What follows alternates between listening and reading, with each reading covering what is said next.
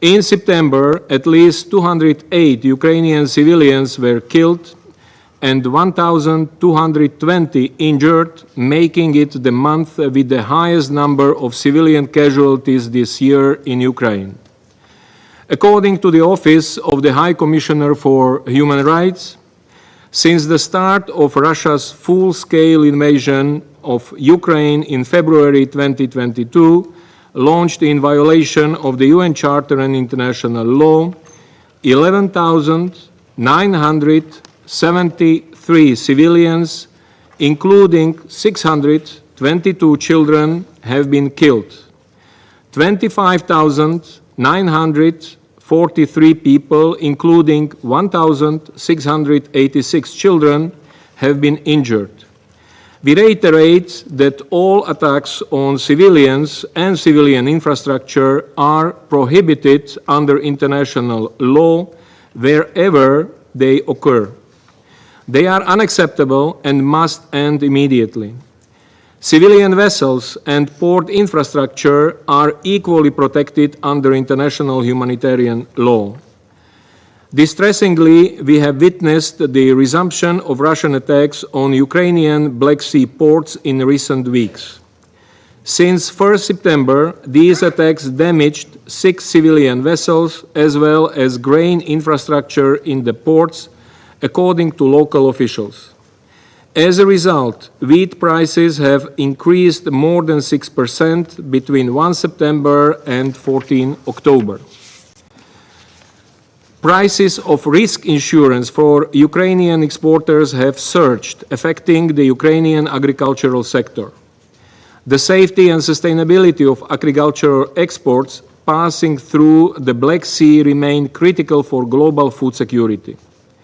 The UN therefore continues engagement with Ukraine, the Russian Federation, and Turkey, as well as other stakeholders in support of freedom and safety of navigation in the Black Sea.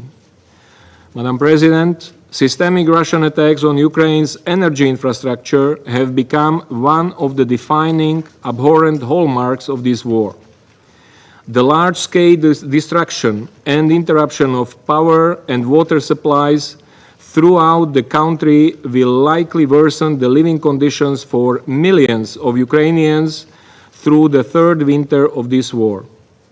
Vulnerable groups, including older persons, people with disabilities, and the internally displaced, are likely to be disproportionately affected. Many may soon find themselves trapped in their homes without heating and other essential utilities. These conditions are expected to magnify the already dire humanitarian situation. In the first 8 months of 2024, some 7.2 million people have received humanitarian assistance in Ukraine. However, we remain deeply concerned about the 1.5 million people who we have been unable to properly reach in parts of Donetsk, Kherson, Luhansk, and Zaporizhia regions of Ukraine, currently occupied by the Russian Federation. We renew our call for the safe, rapid, and unimpeded passage of humanitarian relief to all civilians in need in accordance with international humanitarian law. We also renew our call for donors to increase and accelerate flexible funding for the humanitarian needs and response plan. Only just over half of it has been funded. Madam President, widespread and systemic reports of torture of Ukrainian prisoners of war remains a grave concern. 97% of Ukrainian prisoners interviewed by OHCHR since March 2023 provided consistent and detailed accounts of torture or ill treatment during captivity. 68% reported sexual violence. Half of the Russian prisoners of war interviewed by OHCHR reported experiencing torture or ill treatment, primarily during the initial stage of internment. We urge the authorities of the Russian Federation, as well as of Ukraine, to end this practice and hold perpetrators accountable. On a positive note, we welcome the exchange last Friday of 95 prisoners of war on each side and encourage continued exchanges. We also welcome the exchange of hundreds of bodies on the same day. In the territory of Ukraine occupied by the Russian Federation, arbitrary detention, torture, and restriction of civic space add to an already oppressive climate of fear. We call for accountability for all human rights violations in line with international norms and standards.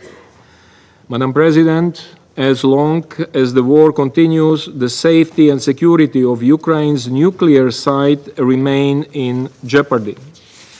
The situation at Ukraine's Zaporizhzhia nuclear power plant is particularly precarious. Reported regular explosions, drone attacks, gunfire, and repeated interruptions of external power supply increase the risk of a nuclear accident. The International Atomic Energy Agency has also been monitoring the impact of reported military activities in the vicinity of Russia's Kursk nuclear power plant. Preventing a nuclear accident during the war is vital. Attacking a nuclear power plant is unimaginable and unacceptable. We continue to appeal for maximum restraint by all involved. Madam President, the Security Council's open debate on women, peace and security later this week will highlight the crucial contributions of women to peace and security. We urge the full and equal participation of Ukrainian women in all efforts towards a better future of their country. Next month will mark 1,000 days of this devastating war. A war that continues to cause deep human suffering, threatens regional stability, and worsens global divisions. The Pact for the Future commits all of us to work towards a future of hope, cooperation, and peace. This commitment to work for peace also requires more efforts for peace in Ukraine. The United Nations stands ready to support all meaningful efforts towards a just, comprehensive and sustainable peace in Ukraine in line with the UN Charter, international law and resolutions of the General Assembly. Thank you. Je remercie Monsieur Yencha de son exposé. I thank Mr. Yencha for his briefing. La parole aux membres I du now give Conseil the qui floor souhaitent to faire those une council members déclaration who et wish je to passe make la parole statements. au I give the floor to the représentant permanent de la permanent Slovénie. representative of Slovenia. Thank you very much, Madam President. I would also like to thank Assistant Secretary General Yencha for his contribution, and I welcome the participation of Ukraine, Poland, Estonia, Finland, and the European Union at this briefing. Madam President, in the past months, we have been witnessing spiraling violence in the war on Ukraine. Russia's drones, glide bombs, and ballistic missiles continued to systematically eradicate Ukraine's civilian infrastructure. The aerial attacks were intensified during the summer months, causing the highest number of civilian casualties in almost 2 years.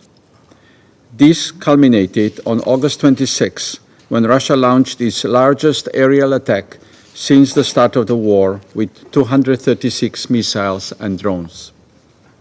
Colleagues, we are witnessing a striking escalation of this war on multiple fronts. Civilian casualties are on the rise, critical civilian infrastructure is collapsing, vessels carrying Ukraine grain are being attacked, and battlefields are expanding. The situation is growing worse by the minute, and there are signs of further intensification of the war. My country is gravely concerned with the recent reports on the alarming damage done to the environment. We take note of the allegations that Russia poisoned the same river with chemical waste, resulting in over 650 kilometers polluted waters. The river is flowing towards Ukraine, and the pollution is endangering the water supply of the Kyiv region, potentially affecting millions of people. This must be further investigated. Moreover, we have repeatedly raised concern over the ongoing military cooperation between Russia and DPRK and the emerging evidence of illegal weapons transfers to Russia in flagrant violation of multiple Security Council resolutions. Recent reports on the deepening of this cooperation with the potential involvement of DPRK troops in Ukraine are adding to the gravity of our concerns. This would represent a particularly dark turn of events with dangerous consequences for the state of international peace and security. The situation presents a significant risk of the war growing out of control. This danger has been there since the beginning of the war, with the occupation of the Zaporizhzhia nuclear power plant. However, with the widening of the military theater, the risks have expanded to other nuclear facilities in the region. And to echo Assistant Secretary General Yencha, a nuclear incident would have dramatic consequences for the region and would have global effects.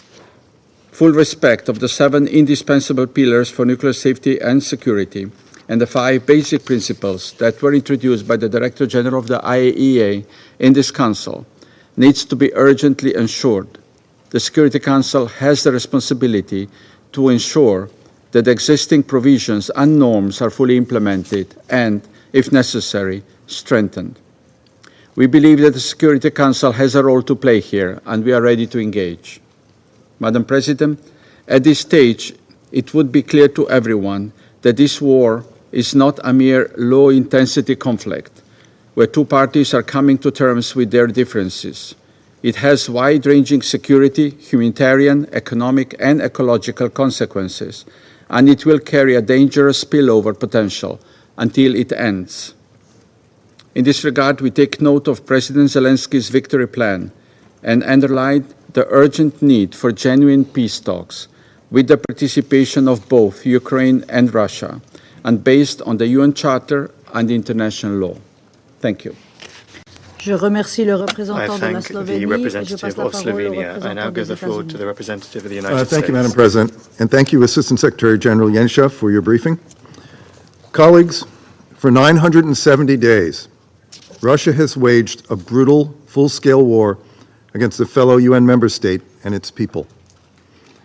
Russia, through relentless violence, is razing Ukraine's infrastructure, killing countless civilians, displacing millions, and threatening food security and European energy supplies. Russia is bombing grain ships bound for Africa and the Middle East.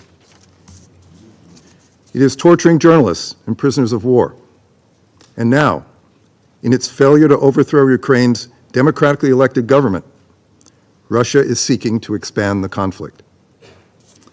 We have seen reports the DPRK has sent forces and is preparing to send additional soldiers to Ukraine to fight alongside Russia. If true, this marks a dangerous and highly concerning development and an obvious deepening of the DPRK-Russia military relationship.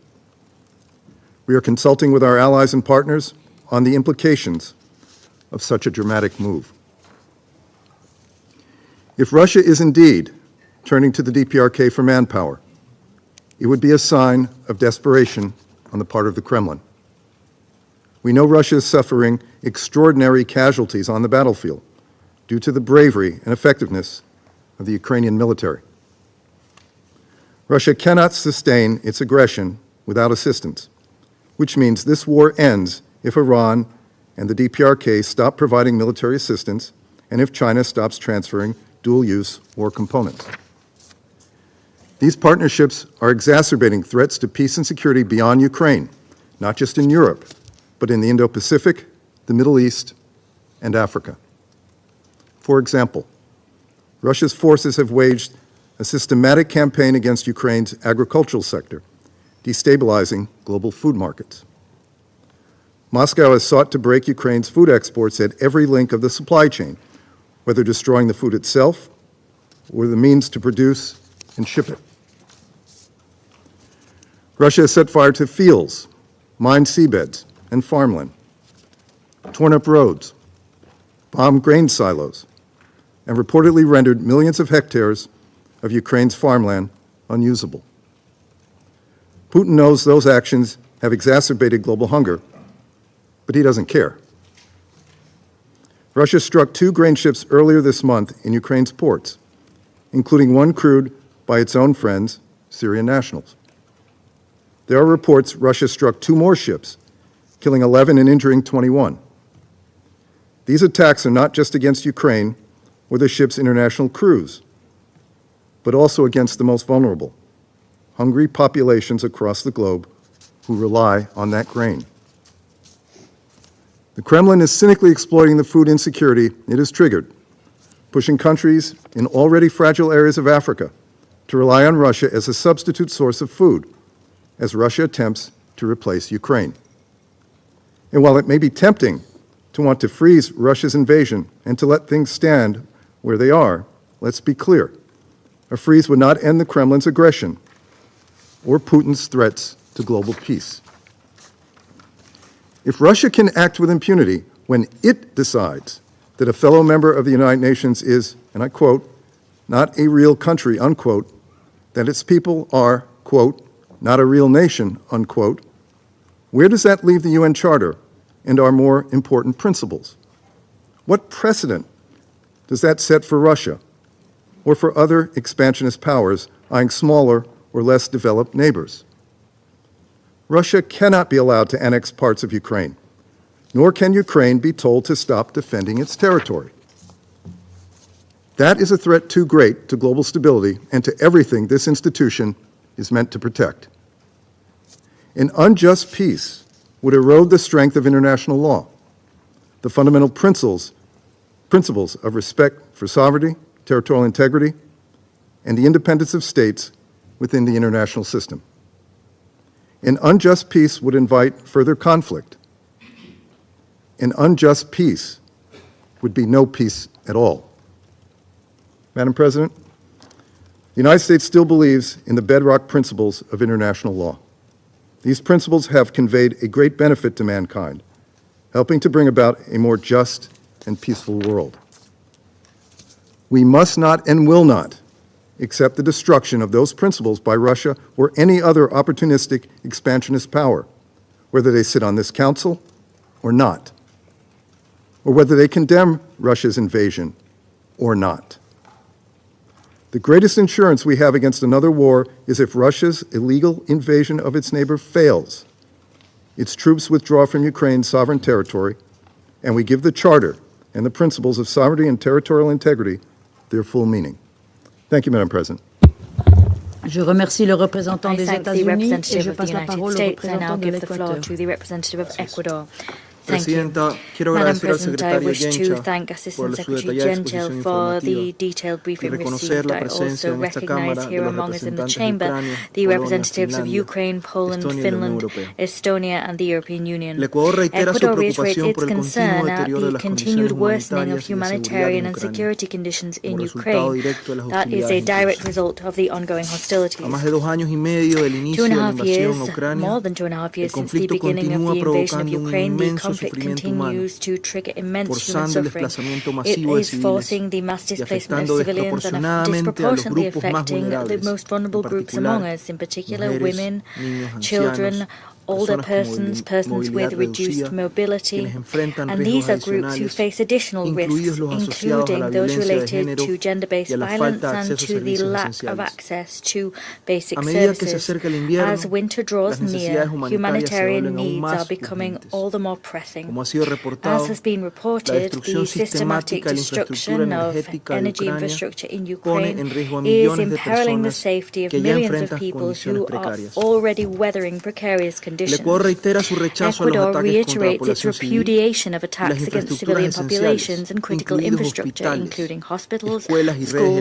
eléctricas. and electricity grids. Estos actos These constituyen acts violaciones del constitute derecho internacional violations of humanitario, international humanitarian cuyos law, principios de whose precaución, principles of distinción y precaution, distinction, proporcionalidad and deben proportionality ser must be respetados en upheld at todo all momento, times en todas las and in all circunstancias y por todas las circumstances partes. and by all parties. Es imperativo It que la is comunidad vital internacional that the redoble international sus community esfuerzos para redouble its garantizar efforts to el guarantee financiamiento adecuado del the plan de adequate respuesta financing of the humanitaria de las humanitarian Naciones response Unidas, plan from así the como los United esfuerzos Nations, de as well reconstrucción as de las Naciones the Unidas y sus UN's socios locales rebuilding and e recovery efforts internacionales. and those El undertaken acceso by the humanitario, UN's local and international seguro, rápido y partners. sin restricciones Safe, debe ser rapid and resguardado. unimpeded humanitarian En access línea con must la be guaranteed. resolución In accordance with 2730, Resolution las organizaciones 2730, humanitarias y los humanitarian trabajadores de organizations socorro and rescue deben ser workers must be protegidos protected y deben and contar con must be todas las given facilidades everything they necesarias para need asistir a las to comunidades en assist riesgo. communities at risk. Adicionalmente, Moreover, el Ecuador insta a Ecuador las partes urges the a que se parties to abstengan de cualquier refrain acción from que any pueda act which incrementar might el increase riesgo en torno a los risks sitios nucleares en surrounding Rusia nuclear y Ucrania, sites in Russia and tal Ukraine. como lo ha expresado el As has been director de la stated by OIEA, the director of Mariano the Grossi. IAEA, La Mariano única Grossi, manera the de only evitar la way amenaza to de un avoid the accidente nuclear threat con of a consecuencias nuclear incident radiológicas with cross-border transfronterizas radiological durante esta guerra consequences es during respetar this war is plenamente to y fully adherirse a los respect and 7 pilares accede to the indispensables para 7 la seguridad nuclear, indispensable pillars of así como a nuclear los 5 safety and principios security, concretos para as la well as to protección de the la 5 central concrete nuclear de principles for Zaporizhia. the protection of the Señora Zaporizhia Presidenta, nuclear power plant. este conflicto Madam sigue Chair, generando this tensiones conflict globales continues y to profundizando produce global divisiones que tensions impiden la and widen cooperación divisions which y el hamper diálogo en momentos en que el cooperation and mundo dialogue necesita at a mayor time unidad. when the world needs to El display Ecuador greater respalda el unity. llamado del Ecuador secretario general supports the Guterres Secretary General's para que se ponga appeal fin al sufrimiento for y se rompa el ciclo de an end violencia to por the el bien del suffering pueblo de and Ucrania, for the cycle of el violence pueblo to de be la Federación broken. Rusa This for the good y of del the mundo people entero. of Ukraine, the people of the Para Russian concluir, Federation, and for the entire exhorto a world. este To Consejo conclude, I a que beseech this intensifique Council sus to step up its esfuerzos efforts para to explorar todas explore las vías, all avenues available, inclusive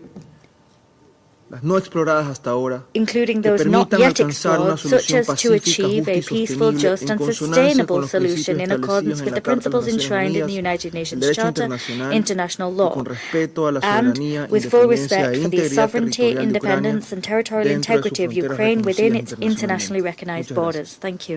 Je remercie le I thank représentant the de representative l'Équateur of et je passe Ecuador la and I parole now au give the représentant floor du to Japon. the representative of Japan. Thank you, Madam President. I'd like to thank Slovenia and the United States for requesting this meeting. I also thank ASG Yencha for his comprehensive briefing. Last month, the new 79th session of the General Assembly started. During its high-level week, leaders reaffirmed a firm commitment to and strong unity in supporting Ukraine and renewed condemnation of Russia's aggression against Ukraine, which is a blatant violation of the UN Charter. Last week, President Zelensky announced a victory plan. That is a concrete process to immediately achieve a just and lasting peace in Ukraine. Japan, together with Ukraine and the international community, will continue its diplomatic efforts to realize such a peace in accordance with the UN Charter. Madam President, we are aware of calls for peace talks and a ceasefire. While the importance of such proposals cannot be doubted, any call for peace must also be based on the will of the Ukrainian people and in line with the purposes of principles of the UN Charter. This is a prerequisite for any country with a seat in this building and this chamber. In a clear-cut case of a war aggression like the one in Ukraine, pretending to be neutral is in fact supporting and appeasing the aggressor by rewarding its unlawful acts. Under the principle of the rule of law, we should never condone any violation of international law, especially the UN Charter. In this vein, such references to the situation in Ukraine as a Ukrainian crisis or Ukrainian war is malicious or misguided at its best. What Ukraine is doing now is defending itself. What is happening now is an aggression and a violation of UN Charter by Russia. Therefore, we must be also clear. Any call for peace, which deliberately or not, fails to mention the sovereignty and territorial integrity of Ukraine is not in accordance with the UN Charter. In a world where attempts to change the status quo by force were allowed and rewarded, no one could possibly think that they would not be affected. Madam President, Japan has grave concern over deepening Russia-North Korea military cooperation, as it considerably supports Russia's capability in the battlefield. as exemplified by Russia's procurement of ballistic missiles from North Korea to use against Ukraine in blatant violation of Security Council resolutions, which Russia has agreed to, as well as the mobilization of North Korea soldiers for the dispatch to the battlefield, as the government of Ukraine and ROK have recently revealed. Advancement in Russia-North Korean military cooperation is extremely alarming, as it leads to further deterioration in the situation in Ukraine, and it is assumed that North Korea gains more in return. Furthermore, we are deeply concerned about Iran's transfer of Iranian ballistic missiles to Russia. Any act of supporting Russia's violation of the UN Charter is unacceptable. The aggressor must withdraw immediately and unconditionally. This is the only way to restore peace based on the UN Charter. This is what the overwhelming majority of the UN General Assembly has been calling for. Madam President, Ukrainians will soon face another winter as they fight against Russia's aggression. The attacks on civilian objects are another violation of international humanitarian law. Once again, we would like to reiterate our strong solidarity with the people of Ukraine and fulfill our commitment to support the country. This should not only mean a short-term help, but also a long-term effort to rebuild people's lives and the country as a whole. We continue to provide our support with the public and private sectors working together by making use of everything available. Japan will stand with Ukraine so that peace and justice will prevail. I thank you. Je remercie le I représentant thank du the Japon et representative of j'invite le Japan and I représentant de la invite the France à prendre representative la of parole. France to take the floor. Madame la Présidente, Madam President, je remercie I wish to Monsieur thank Mr. Genscher pour son Genscher exposé. for his briefing. Depuis bientôt 1000 For jours, close to la 1,000 Russie days now, poursuit Russia sa has guerre d'agression continued its au mépris de la Charte des Nations war of Unies aggression in et du flagrant droit defiance of the international. UN Charter and Elle international poursuit law. le Russia ciblage délibéré continues to d'objectifs deliberately civils target en violation du civilian droit objects international in violation humanitaire. of international Elle a humanitarian accentué sa law. campagne de It frappe has stepped up systématique its contre les campaign of systematic infrastructures strikes against énergétiques de l'Ukraine. Ukrainian energy Celle-ci infrastructure. s'apprête à Ukraine is entrer dans son preparing to troisième enter hiver de its guerre third winter avec at 2 tiers war, de ses with capacités de production 2/3 of its énergétique qui ont été energy détruites. production capacity La France destroyed. restera France mobilisée will remain pour mobilized répondre to aux besoins de la meet the population humanitarian ukrainienne. needs of the Ukrainian Au cours des people. dernières semaines, la In Russie a recent augmenté weeks, ses Russia attaques has contre les ratcheted navires up its civils, attacks against les civilian installations vessels, as de well stockage de as céréales grain et storage les facilities infrastructures and portuaires ukrainiennes en mer Ukrainian Noire, port infrastructure in the Black perturbant Sea, thus l'exportation des céréales et disrupting the faisant export peser of des risques of accrus grain and pour la increasingly sécurité imperiling alimentaire de millions de the food personnes. security of millions of Depuis people. le début Since du the mois beginning of d'octobre, October, Odessa a ainsi été Odessa frappée plusieurs has fois, been struck alors que la several France et ses times. partenaires poursuivent At the leurs same efforts time, France pour and its permettre la partners livraison de continue blé their à efforts to plusieurs millions de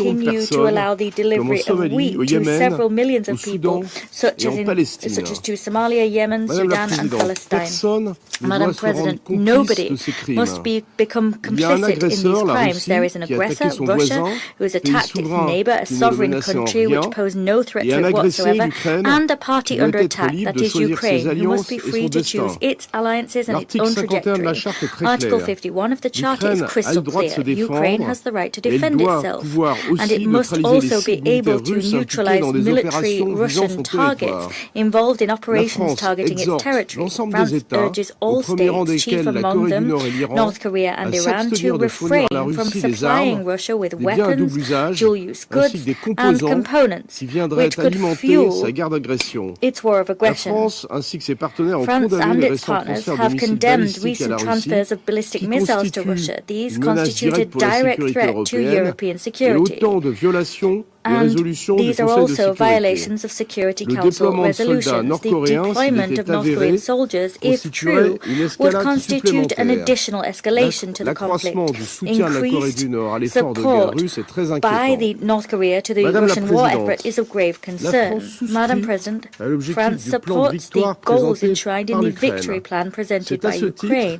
qu'elle a It is in organisé une this connection conférence that sur la we sûreté organized et a la sécurité conference nucléaire en on nuclear Ukraine à safety Paris and la semaine security. dernière.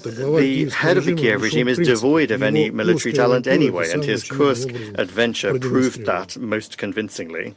It also demonstrated Zelensky's willingness, without hesitation, to sacrifice Ukraine and the lives of Ukrainians for the sake of Western geopolitical interests that he interprets clearly as dealing a strategic defeat to Russia on the battlefield.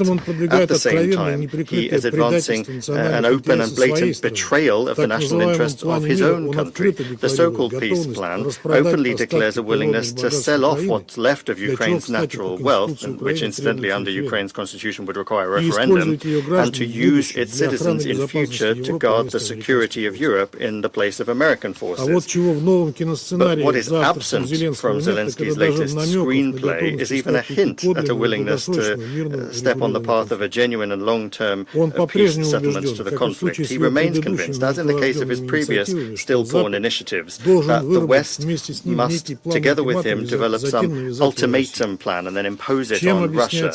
How can such thinking be explained other than as the regular use of strong narcotics? It's hard to say. A better formula than the proposals by the Russian president in June is hardly something Kiev can hope for anymore, and that opportunity was essentially ruled out with the beginning of the UAF attack on Kursk Oblast. Hence, the only remaining trump card for the head in Kiev is to provoke a direct confrontation between Russia and NATO. The infamous peace plan has this idea embodied first and foremost in the latest demand for Ukraine to join NATO. So that no one has any illusions, I want to immediately reaffirm that Ukraine's membership in NATO in any territorial form in the North Atlantic Alliance for Russia is absolutely unacceptable, and it cannot be part of any peace plans or mediation initiatives. We have developed and are ready to further develop good neighborly relations with a neutral, non-bloc affiliated Ukraine, as was enshrined in its constitution and in our bilateral treaties. However, this provision that is a cornerstone for Ukraine's security was gradually repealed after the US and allies inspired anti-constitutional coup in 2014 that fixed the course on this country, sliding into the mire of crisis, lawlessness, extreme nationalism and civil war. Madam President, the Council members' very close attention should be paid not to the latest Zelensky plan, which in addition to the elements I've mentioned contains nothing other than calls for material assistance, but rather should be paid to the statements of the Kiev leader that accompanied his presentation of this opus in Europe. On the 17th of October, the head of the Kiev regime, in particular as an inveterate blackmailer, declared his intention to create nuclear weapons if his country wasn't taken into NATO. Thus, contemporary Ukraine has essentially publicly declared its intention to violate its obligations under the NPT, the Comprehensive Safeguards Agreements of the IAEA and the additional protocol to it. In other words, we are talking about an open declaration by a non-nuclear state party to the NPT of its intention to violate Article 2 of the treaty, which could lead to an extremely serious international crisis in the non-proliferation of nuclear weapons. We are convinced that all members of the Security Council, the entire international community, in fact, must most firmly condemn these irresponsible statements. For the time being, there has been no public reaction to this from the USA and their allies, to this obvious challenge to the non-proliferation regime.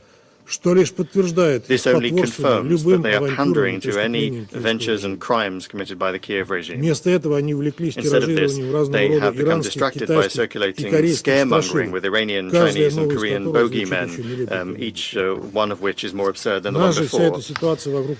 This situation around the nuclear blackmail of the illegitimate head of the Kiev regime again convinces us that the decision of the leadership of the Russian Federation at the beginning of the special military operation that was adopted incidentally following similar nuclear threats from the Ukrainian leadership was the only right thing to do. Without the demilitarization, the denazification of Ukraine and ensuring the human rights and freedoms as applies to all of its citizens, the security threat to our country cannot be eliminated.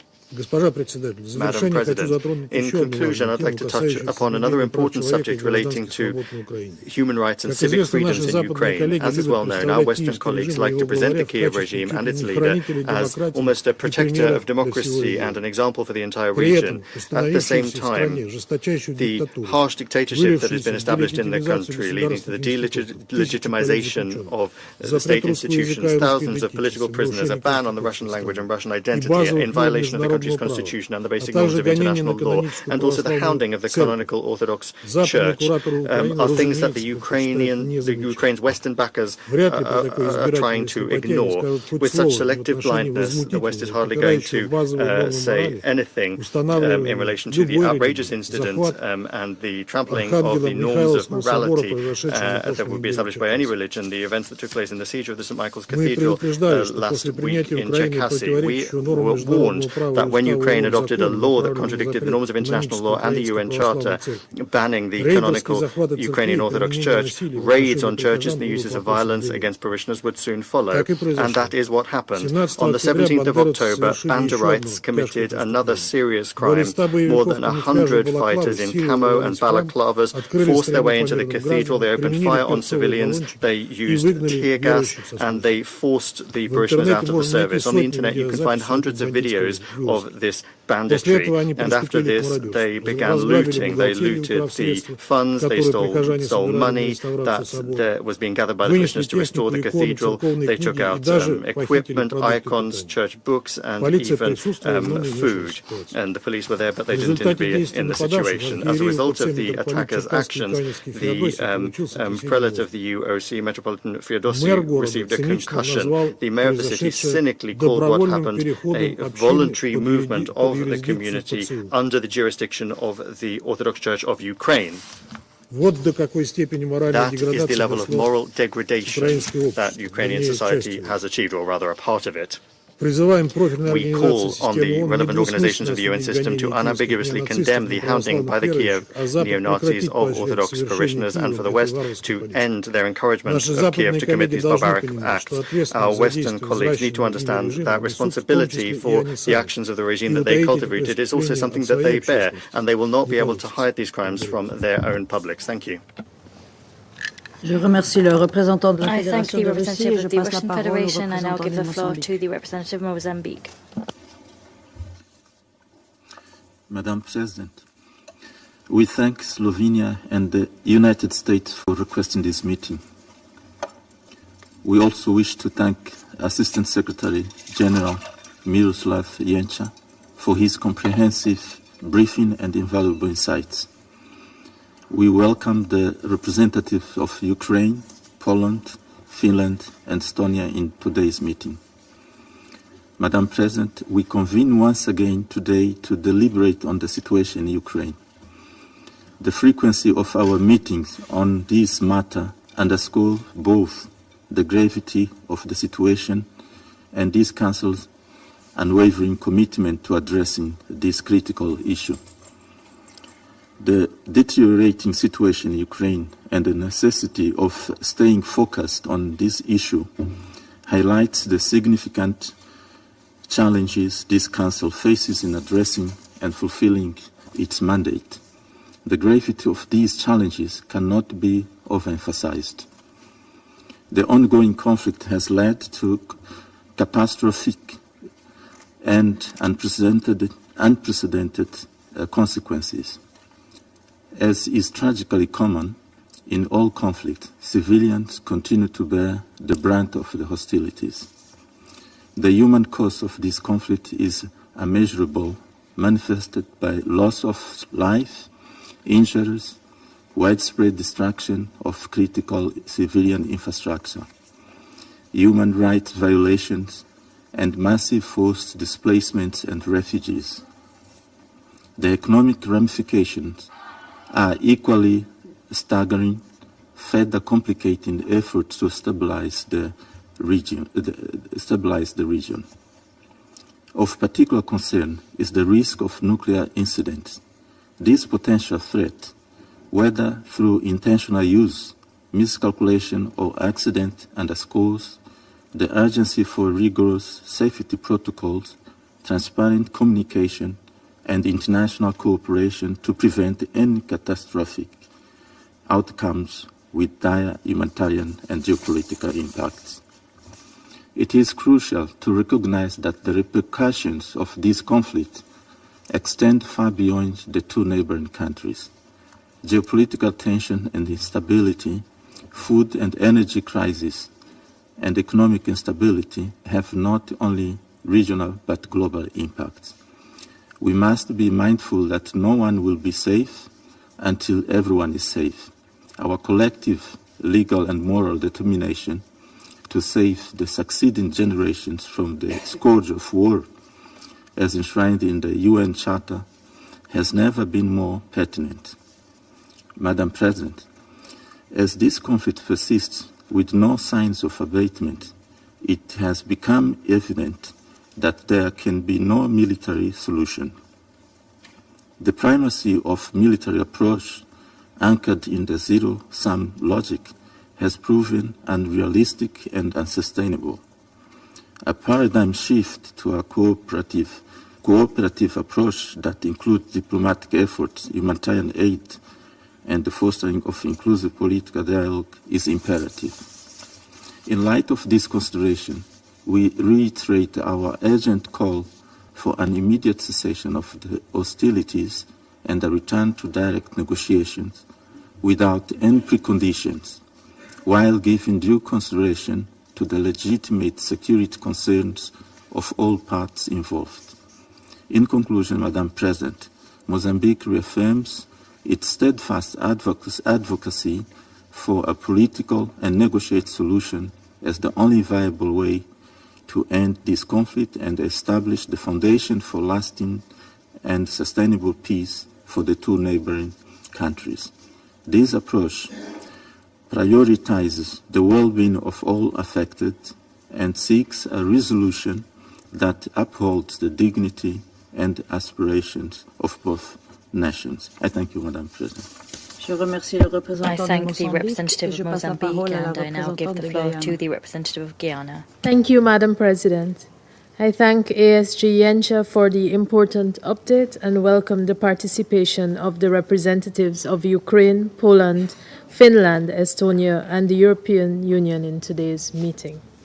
Guyana again registers its alarm at the recent intensification of attacks in the frontline regions of Donetsk, Kharkiv, and Kherson. Amid the rising hostilities and destruction of towns and villages, we continue to call for de-escalation and an immediate cessation of hostilities. These calls have been echoed by most UN member states, but continue to go unheeded. Meanwhile, we are seeing a doubling down on missile and drone strikes, which have destroyed schools, residential buildings, and other critical infrastructure. They have also resulted in rising casualty numbers on both sides of the front line, taking us closer each day to a misstep or miscalculation that would have catastrophic consequences.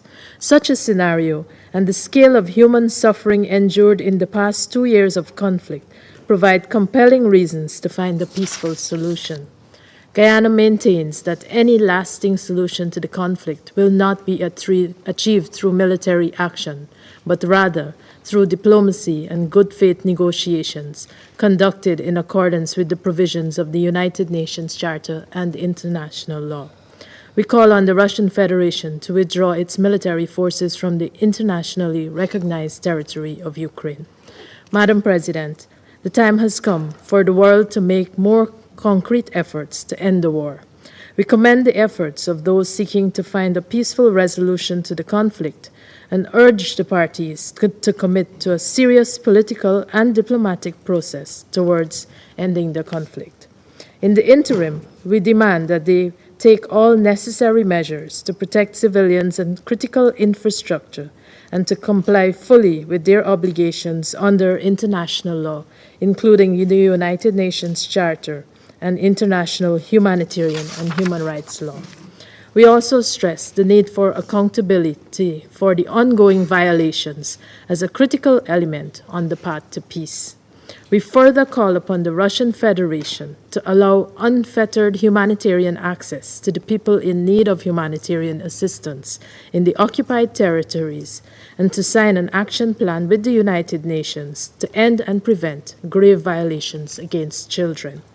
In closing, Madam President, I once again reiterate Guyana's call for lasting peace in Ukraine and pledge our continued support towards all efforts aimed at achieving a peaceful and a sustainable end to this war. I thank you.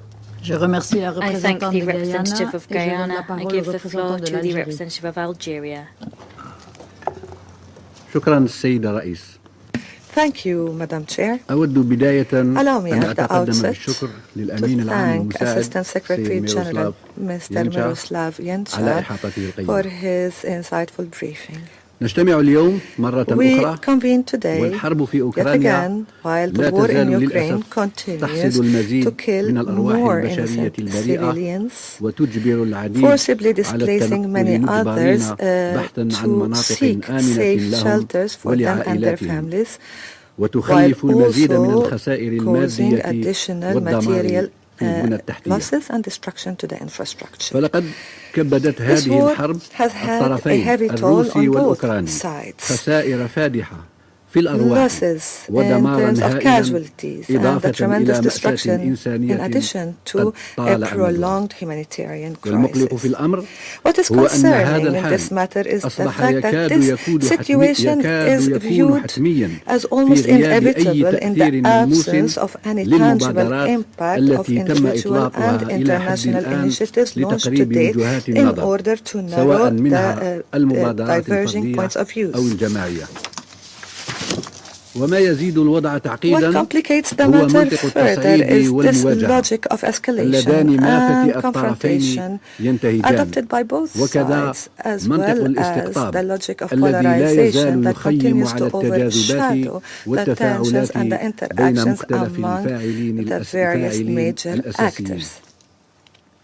لقد حذرت الجزائر Algeria مرارا has وتكرارا repeatedly warned من أن دوام that الوضع if this على ما هو عليه situation persists, لن it يؤدي will البتة only and it will never lead نتيجة to any other مختلفة different عن outcome تلك than التي the one نلمسها we are اليوم. witnessing today, نتيجة namely an outcome عنوانها that can be من described السيء as إلى an ever worsening situation. ودعت الجزائر ولا تزال Algeria إلى has been عدم الاستسلام advocating إلى that الأمر we should الواقع not surrender to the والتسليم status quo بحتمية and الأحداث accept that the events بل are وبالعكس inevitable. On the العمل contrary, على we called تغليب for لغة giving الحوار precedence to the language والتفاوض of dialogue على and لغة diplomacy المواجهة over that of والحرب. confrontation and war. إذ أن قناعتنا أن We الحل truly لن يكون believe إلا that the سلميا solution can only ولن be a يتأتى peaceful إلا بالحوار. solution that can be reached حوار through dialogue. يكون A جامعا dialogue that is للطرفين inclusive وبناء for both sides يضع and صوب constructive that أولوياته prioritizes وقف the الحرب end of the war and the وإهراق bloodshed الدماء بعيدا عن away الحسابات from الجيوسياسية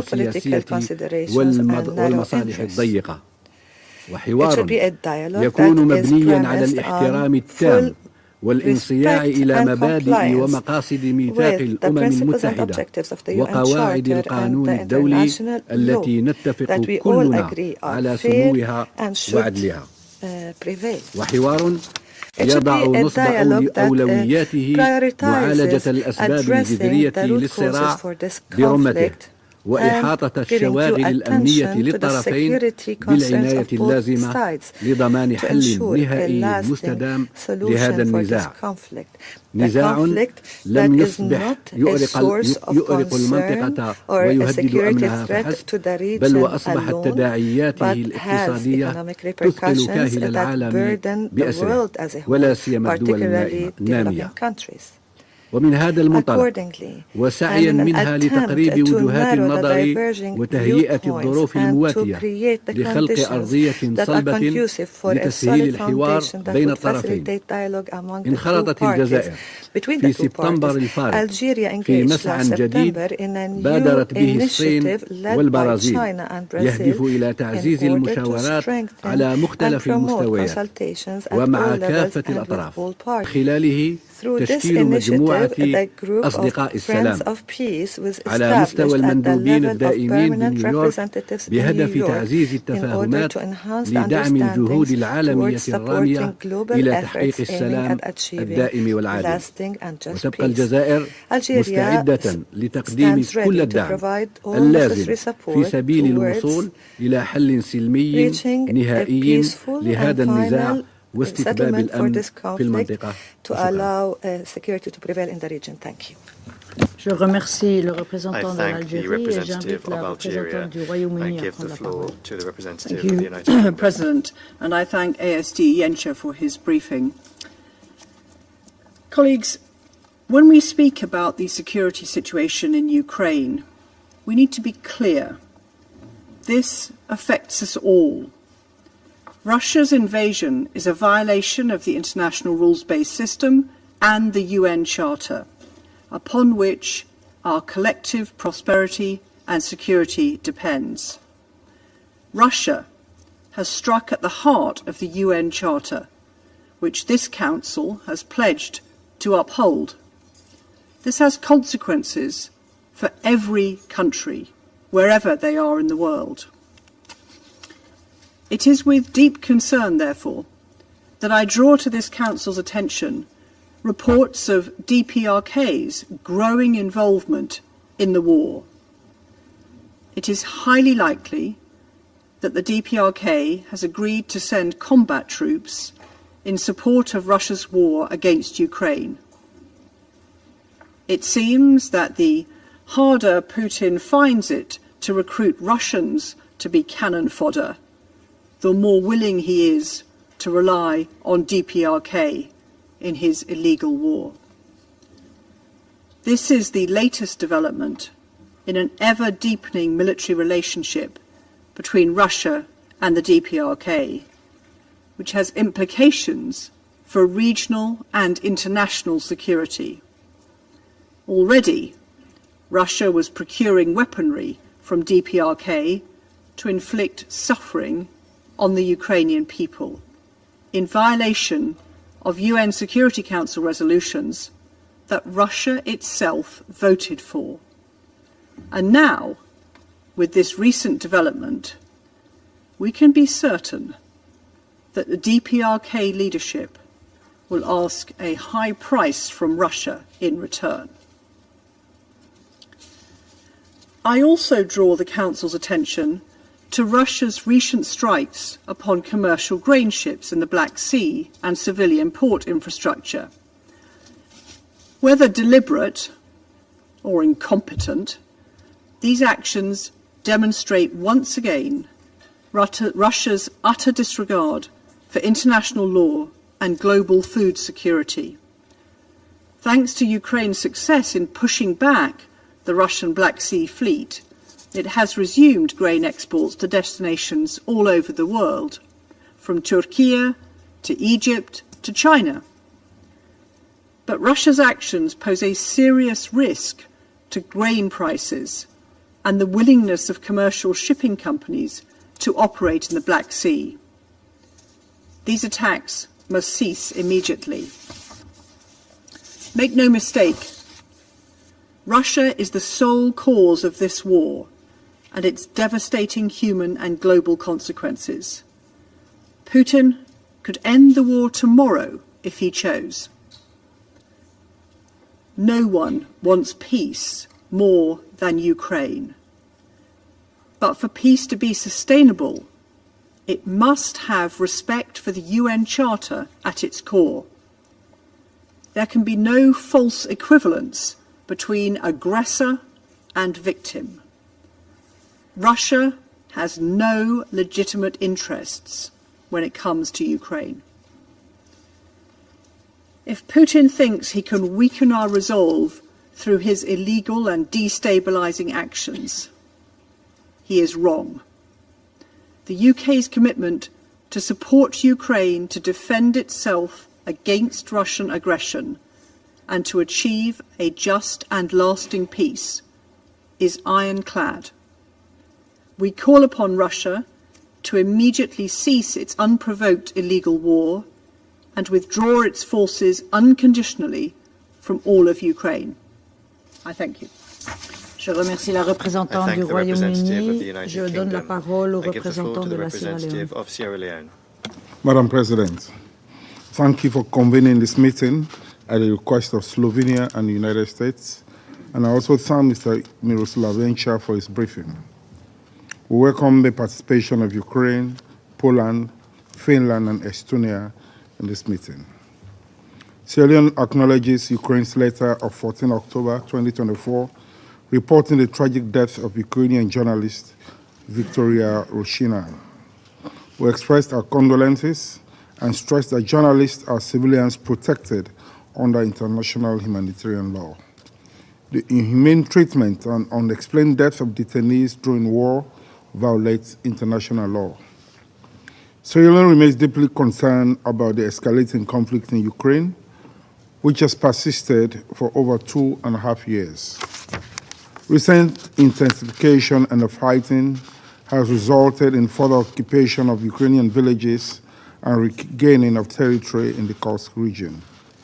We take note of reports of multiple attacks in early October targeting civilians and vital infrastructure, such as residential areas, markets, railways, and grain storage facilities. These attacks exacerbate civilian suffering and disrupt essential services. Sierra Leone is particularly concerned about the reported 7 October missile strike on a civilian ship flying the flag of Palau, resulting in deaths and injuries, and the attacks on humanitarian ships on 9th and 10th October, killing civilians and damaging vital port infrastructure. These attacks, affecting both Ukraine and countries reliant on Ukrainian grain, are prohibited under international humanitarian law. Madam President, according to OCHA and OHCHR reports, intensified hostilities and attacks in September 2024 led to the highest civilian casualty numbers of the year, with at least 208 killed and 1,220 injured. We are also troubled by reports of ill-treatment of prisoners of war, a violation of the Geneva Convention. The ongoing attacks on nuclear energy infrastructure pose serious regional threats. We echo the warnings of IAEA Chief Grossi and urge all parties to refrain from further strikes on nuclear facilities, which could lead to catastrophic consequences. Sierra Leone calls for the protection of civilians and the prioritization of diplomacy and dialogue to de-escalate tensions, and for the parties to refrain from further escalation and the option of winning the war on the battlefield at all costs. We further call for full respect of the national sovereignty, territorial integrity, and unity of Ukraine within its internationally recognized borders, and for the immediate cessation of hostilities. In doing so, we urge for good faith diplomatic efforts addressing the legitimate concerns of the parties. The international community must support efforts to find a peaceful resolution through diplomatic means, as outlined in Article 33 of the UN Charter. Thank you. Je remercie le représentant de la Sierra Leone et je donne la parole au représentant de la République de Corée. Thank you, Madam President. I also extend my gratitude to A.S. Yujenka for his briefing. The Security Council's high-level meeting on Ukraine last month demonstrated the international community's shared sense of urgency for ending this brutal war. However, it is regrettable that the situation on the ground is nowhere close to improving. Indeed, we continue to witness a major intensification of the battles along the front lines. This is leading to a significant increase in civilian casualties and the destruction of energy infrastructure in Ukraine. Russia's recent attacks against commercial vessels exporting Ukraine's grains in the Black Sea, as well as the precarious status of nuclear power plants, illustrate how the war's impacts transcend the region in many aspects, ranging from global food security to nuclear safety. Madam President, over the past year, we have witnessed another alarming development in the war: North Korea's increasing involvement in support of Russia's illegal invasion of Ukraine. According to the announcement by the ROK National Intelligence Service last week, over 13,000 containers filled with North Korean artillery shells, missiles, and anti-tank rockets have been shipped to Russia in approximately 70 batches since August 2023. It is estimated that more than 8 million rounds of shells have already been provided to Russia. In addition, we observed a key figure in North Korea's missile development, Kim Jong-sik, first Deputy Director of the Munitions Industry Department, visiting and inspecting the KN-23 missile launch site multiple times near the Ukrainian front lines in August this year. As my delegation has repeatedly pointed out in this chamber, All of these activities are flagrant violations of multiple Security Council resolutions that Russia once voted in favor of. Madam President, we are well aware that North Korea is a habitual violator of international norms and Security Council resolutions. However, recent actions by Pyongyang have even surprised us. Going beyond providing significant amounts of military resources to Russia, Pyongyang, according to our NIS, National Intelligence Service, has deployed about 1,500 special forces troops to Russia's far eastern cities aboard Russian naval vessels since earlier this month. The transported soldiers were provided with Russian military uniforms and Russian weapons, and to disguise their identity, they were issued with fake ID cards of residents from Yakutia and Brachia, who share similar facial features with North Koreans. This means a qualitative change in North Korea's involvement in Russia's war against Ukraine. By dispatching a large number of combatants, North Korea will likely become an active belligerent in warfare. This is not merely an attack on the very integrity of the Security Council sanctions regime. It is a blatant attempt to undermine peace and security, not only in Europe and in Northeast Asia, but also across the entire globe. North Korea will expect a generous payoff from Moscow in return for its troop contribution. It could be either military or financial assistance. It could be nuclear weapons-related technology. Madam President, Russia may be in a desperate military situation, but even so, bringing in the forces of another country, especially from a notorious rogue state, is exceedingly dangerous. It is hard to believe that a permanent member of the Security Council would take such a gamble and shift the course of the war. All the illegal military cooperation between North Korea and Russia must be unequivocally condemned. Russia and North Korea must immediately stop violating international obligations. The Republic of Korea will mobilize various means to address this major development in full cooperation with its allies and friends. In this regard, the Republic of Korea is fully committed to working with the international community to monitor and report any sanctions violation and evasion activities, including through the recently launched Multilateral Sanctions Monitoring Team, the MSMT.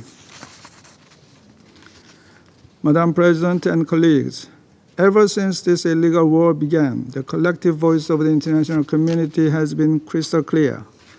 The overwhelming majority of the UN General Assembly appealed to Russia to end this futile war by withdrawing its troops from Ukraine. The Republic of Korea believes that any pathway toward lasting peace in Ukraine must be in line with the principles of the UN Charter and international law, particularly by ensuring respect for Ukraine's sovereignty and territorial integrity. I thank you, Madam President. Je remercie le représentant de la République de Corée et je passe la parole au représentant de la Chine. President, I thank ASG Yanka for his briefing. The Ukraine crisis is still raging, characterized by expanding conflict and fighting, increasing civilian casualties, and growing spillover effects. This is deeply distressing and worrying. Last month, during the general debate of the 79th session of the GA, the leaders of many countries expressed their views and propositions on the Ukraine issue. Russia and Ukraine also elaborated their respective positions. Despite the differences in views and proposals on the root causes of the problem, the current dynamic, and the path to ending the crisis, all countries unanimously called for an early restoration of peace. It can be said that peace is the greatest common denominator the international community can reach on the Ukraine crisis.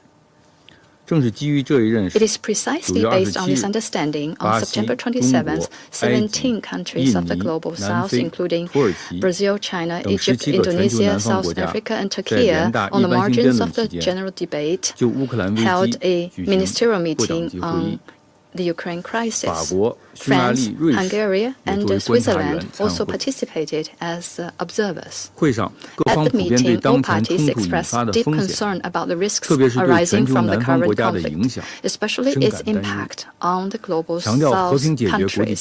They emphasized that the importance of peaceful settlement of the international disputes and called for a political solution to the Ukraine crisis through diplomatic means. After the meeting, Brazil, China, and other participating countries issued a joint communiqué which calls for upholding the purposes and principles of the UN Charter, the respect for sovereignty and territorial integrity of states. It also calls on all parties to the conflict to abide by the principles of de-escalation of the situation, emphasizing the importance of no expansion of the battlefield and no escalation of fighting. Furthermore, it calls for refraining from the use of weapons of mass destruction, in particular nuclear weapons, chemical and biological weapons, and every effort be made to prevent nuclear proliferation and avoid a nuclear war.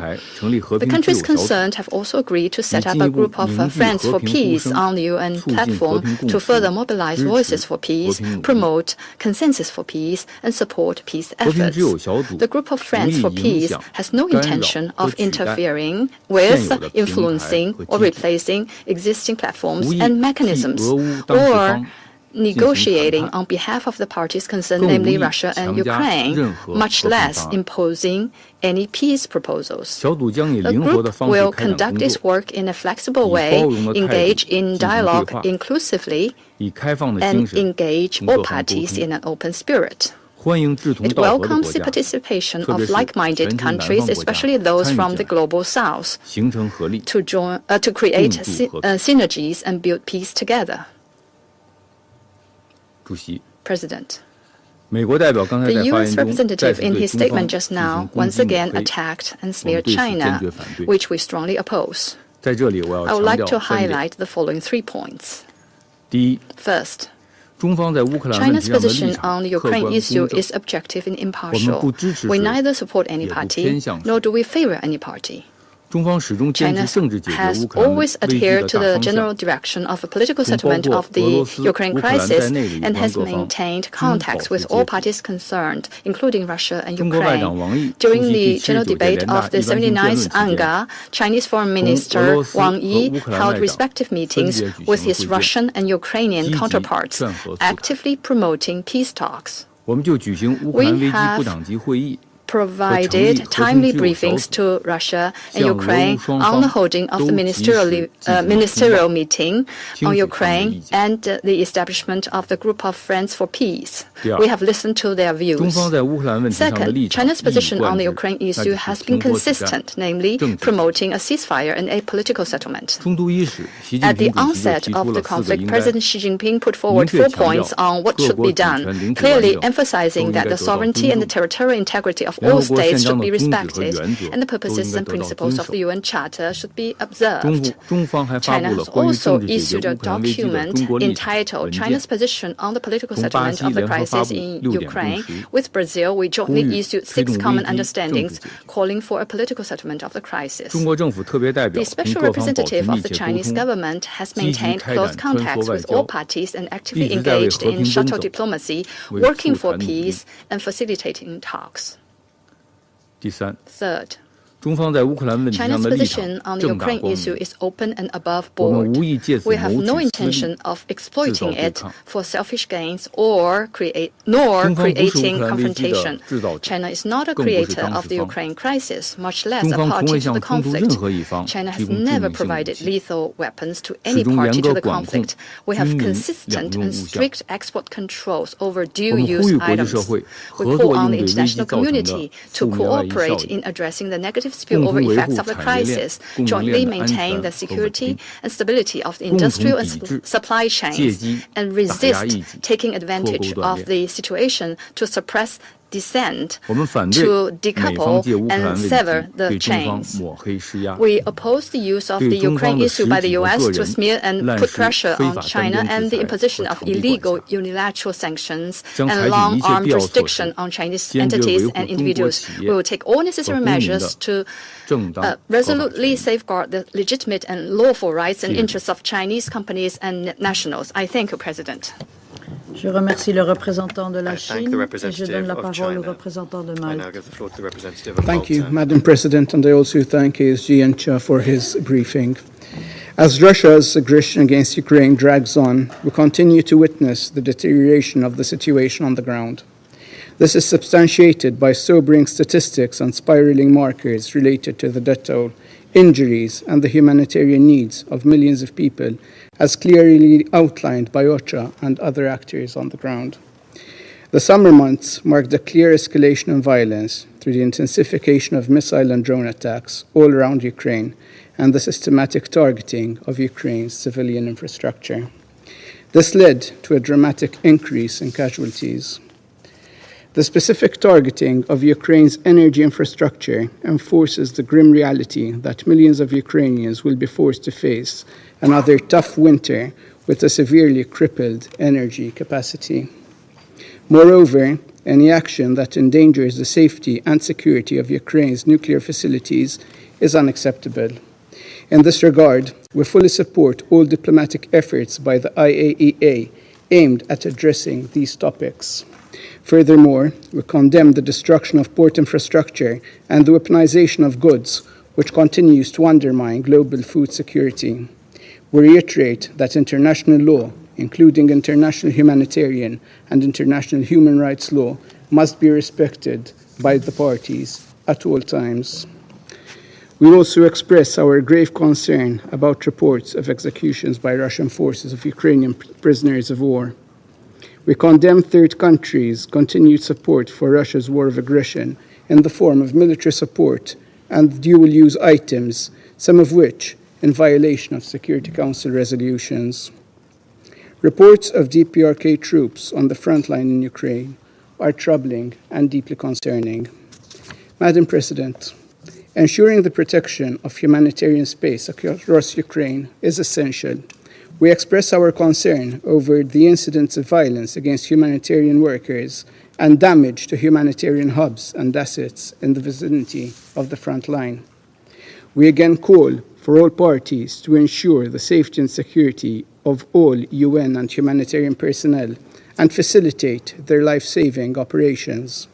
This, alongside strengthening winterization efforts in the weeks and months ahead, will be critical in supporting the most vulnerable trapped in this conflict. The situation of children in the temporarily controlled or occupied territories of Ukraine remains dire and in need of more humanitarian support. To this end, we reiterate our full support to the mandate of the International Criminal Court, the Independent International Commission of Inquiry on Ukraine, as well as to the register of damage caused by the aggression of the Russian Federation against Ukraine. Madam President, Malta reaffirms its unwavering support for Ukraine's independence, sovereignty, and territorial integrity within its internationally recognized borders. We will continue to support Ukraine and its right to defend itself in accordance with Article 51 of the UN Charter, as long as this unjustified and unprovoked war of aggression continues. A comprehensive, just, and lasting peace is urgently needed. We support the current momentum for Ukraine's peace plan, and we call on all members to spare no effort to build the broadest possible international support for it to materialize. The Russian Federation can end this war by withdrawing all its troops from the entire territory of Ukraine. As we focus all our efforts on peace, we should never lose focus on the responsibility that we have to protect our multilateral system, uphold the UN Charter and international law. I thank you, Madam President. Je remercie le représentant de Malte. Je vais maintenant faire une déclaration en ma qualité de représentante de la Suisse. Et comme mes collègues, je voudrais remercier le sous-secrétaire général Jenka de son intervention.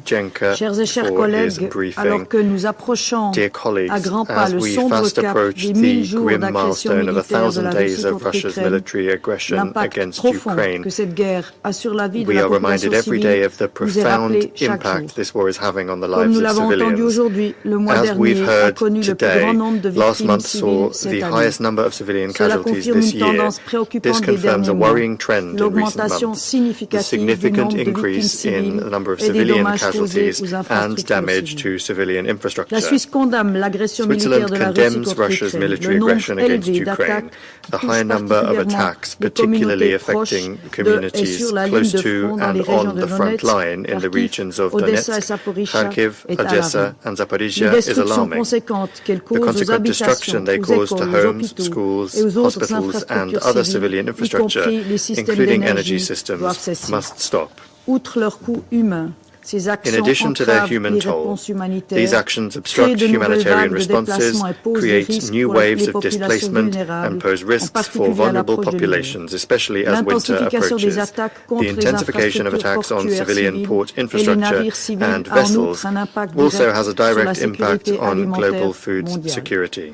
Nous restons également préoccupés par la sûreté et la sécurité des installations nucléaires, en particulier par celle de la centrale nucléaire de Zaporizhzhia, qui sont mises en péril, entre autres, par les attaques continues contre l'infrastructure énergétique ukrainienne. La Suisse continue de soutenir l'Agence internationale de l'énergie atomique dans son travail critique en Ukraine. Nous rappelons que les attaques dirigées contre des civils ou des biens de caractère civil sont interdites. Toutes les parties doivent respecter strictement must strictly respect international humanitarian law, in particular the rules on the conduct of hostilities, and ensure the protection of the civilian population as well as respect for human rights. We once again call on all parties to Russia to immediately cease all hostilities and withdraw its troops from the entire territory of Ukraine. We welcome the recent exchange of 190 prisoners of war, and we hope that other exchanges will follow.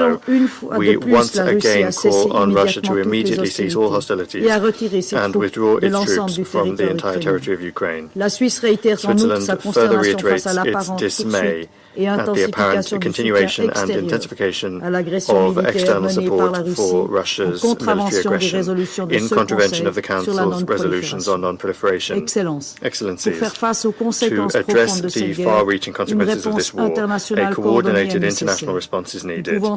We can all contribute to this. Switzerland is doing so on 3 levels, establishing a peace process, reconstruction, and responding to the urgent needs of the population, including through humanitarian aid. The Ukraine Mine Action Conference, jointly organized by Ukraine and Switzerland last week, is part of this commitment. As our President said, and I quote, living in peace also means being free from the fear of mines and remnants of war. Those not only pose an immediate threat to people, they also render agricultural land unusable, affecting food security not only in Ukraine, but also worldwide. We thank all the delegations who joined us in Lausanne and who are contributing to the long-term effort. With the final document of the conference, we have committed ourselves to collective action in this regard. As a member of the Security Council, Switzerland believes that this body has a responsibility and a duty to respond to the widely shared call for a just and lasting peace in Ukraine. We reaffirm our commitment to supporting peace efforts based on international law and the UN Charter, in particular the principles of territorial integrity and sovereignty. Switzerland continues to support the Secretary General in the search for a peaceful solution and remains ready to contribute to all measures aimed at promoting peace in accordance with the UN Charter. I thank you. I resume my function as President of the Council. I now give the floor to the representative of Ukraine.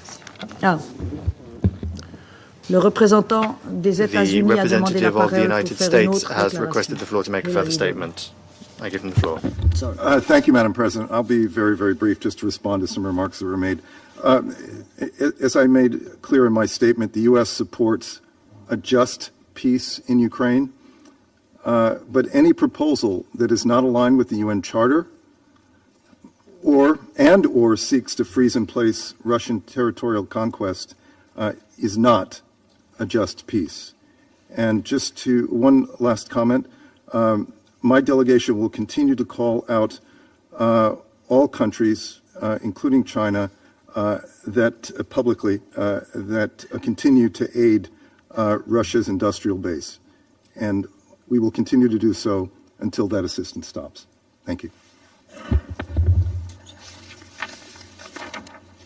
Le représentant de la Chine a demandé à faire une autre déclaration. Je lui donne la parole. I give them the floor.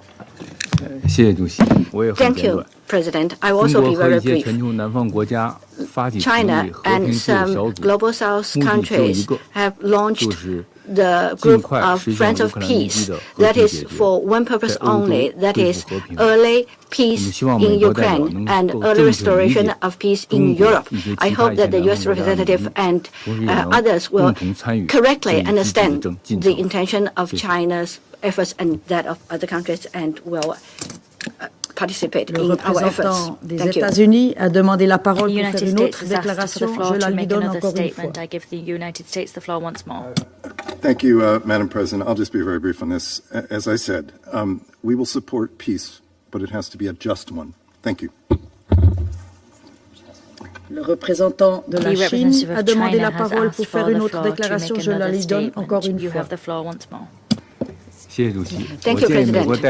I suggest that the U.S. representative read the joint communique issued on September the 27th that was issued after the meeting held by China and some Global South countries. Thank you.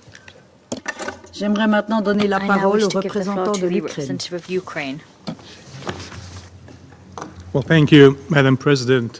Distinguished members of the Security Council, Assistant Secretary Yencha, I would have recognized here Putin's copper regime in the permanent seat of the Soviet Union if he had not run away as a cheat who had told a pack of lies. Next month, we will reach a somber milestone, 1,000 days since his mafia regime launched its full-scale invasion of Ukraine. And every day of this invasion has been marked by Russian war crimes and Ukrainian suffering and resilience. Every new day of the Russian crisis is a new blow to the prospects of a peaceful and secure future for the globe, not only because Russia strikes Ukraine, but also because it serves as a role model for other rogue states. Russia persists in escalating its missile and drone terror. Month after month, Russia sets new records in killing and destruction. This September saw the highest number of civilian casualties in 2024. According to the UN, 208 killed and 1,220 wounded civilians. Madam President, the severity of crimes committed by the Russian military against Ukrainian prisoners of war and civilian detainees is growing. Ukraine's Office of the Prosecutor General has documented the execution of 103 Ukrainian POWs by Russian forces, with 80% of these executions occurring in 2024. In October, at least 2 cases of mass murder of Ukrainian POWs have been recorded. Near Pokrovsk, Donetsk region, Russians killed 16 Ukrainian POWs. Just several days later, on October 10, Russian military forces shot 9 unarmed Ukrainian soldiers near the village of Zeleny Shlях in the Kursk region. Not only soldiers, but Ukrainian civilians to continue be killed in Russian captivity. On October 10, it was revealed that Ukrainian journalist Victoria Roshchina, illegally detained by Russia in the temporarily occupied territory of Ukraine in August 2023, lost her life in a Russian prison. Evidence of widespread and systematic torture by Russia against Ukrainian civilians and POWs were recently reported by the UN Independent International Commission of Inquiry on Ukraine. These acts of torture follow consistent patterns across different locations, including a coordinated and officially sanctioned practice. Madam President, being unable to block the navigation to and from Ukrainian Black Sea ports, Russia has intensified its attacks on civilian vessels and port infrastructure. In the past 3 months, nearly 60 such terrorist attacks have taken place, killing or injuring 79 civilians and damaging or destroying nearly 300 infrastructure facilities and 22 civilian vessels. In one of the latest attacks on October 7, a Russian missile struck a civilian ship under the flag of Palau, killing 1 and injuring 5 people. On October 9, Russia attacked a port in the Odessa region with a ballistic missile, hitting a container ship registered in Panama, which carried 45 containers of packaged sunflower oil. This shipment was a humanitarian consignment commissioned by the United Nations for delivery to Palestine. As a result of the missile attack, at least 8 people were killed and 11 injured. Putting an end to Russia's occupation and missile attacks on our ports would significantly increase our ability to supply food to the global market. Madam President, due to Russia's relentless shelling and deliberate destruction of power generation, especially in frontline regions, the situation there has worsened drastically. On October 15, the governor of Kharkiv Oblast announced the mandatory evacuation of residents in Kupiansk and nearby villages which have been left without electricity, heat and water due to Russian shelling. Ensuring nuclear safety and security remains one of Ukraine's top priorities. Coupled with the threats posed by Russia's ongoing occupation and militarization of the Zaporizhzhia NPP, its continued attacks on Ukraine's energy infrastructure produce serious risks to the safety and security of our nuclear facilities. Missile and drone strikes on energy installations jeopardized the power supply needed to maintain critical cooling systems at nuclear power plants. In turn, disruptions to the power supply for extended periods pose serious challenges to the safe operation of nuclear reactors, potentially leading to a dangerous overheating. Russia is planning attacks on Ukraine's NPPs and critical substations, aiming to disconnect the plants from the power grid. I call on all states to take a strong stance to prevent such a scenario, as it could severely increase the likelihood of a nuclear disaster. Madam President, the military alliance with the DPRK exposes several truths about Russia. Let's start with this very chamber. Protecting its accomplice, Russia has undermined the monitoring mechanism for sanctions compliance. This has once again proved that the mafia regime in Moscow has nothing to do with the purpose for which the Security Council exists. Another truth is that all of Russia's might is a bluff. It's a gas station with a nuclear bomb. Since 2023, Pyongyang has been supplying weapons and munitions to Moscow, including ballistic missiles, in violation of multiple Security Council resolutions. In fact, the DPRK has become the main supplier of ammunition to Russia, thus fueling and prolonging its war against Ukraine. This is yet another blow to the myth of the second army of the world, the army which is in reality is begging from global outcasts not only for weapons but also for manpower. According to publicly available information, approximately 11,000 DPRK infantry troops are currently being trained in Russia's east.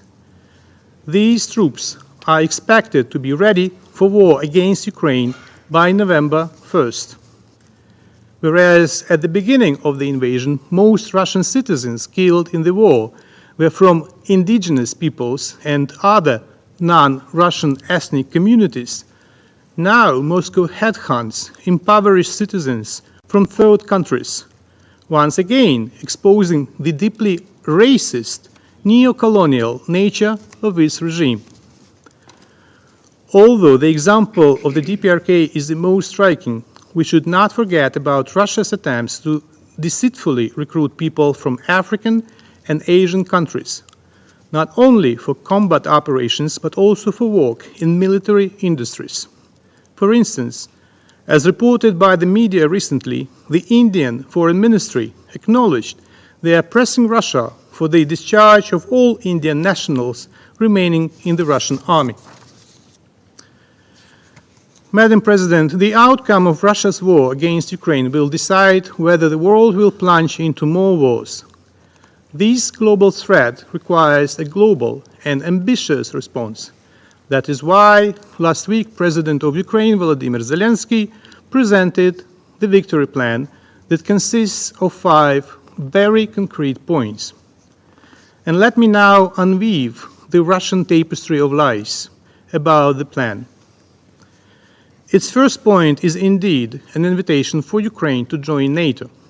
This will become fundamental for peace and serve as a signal to the Russian dictator that his geopolitical calculations have failed.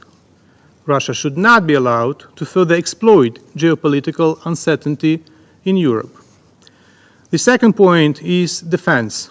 It implies the irreversible strengthening of Ukraine's capabilities in face of the aggressor. This includes provision of a determined inventory of weapons needed to achieve this objective, strengthening of Ukraine's air defense, further military operations in designated areas of Russia, and destroying Russia's offensive potential in the occupied territories of Ukraine. The third point is deterrence.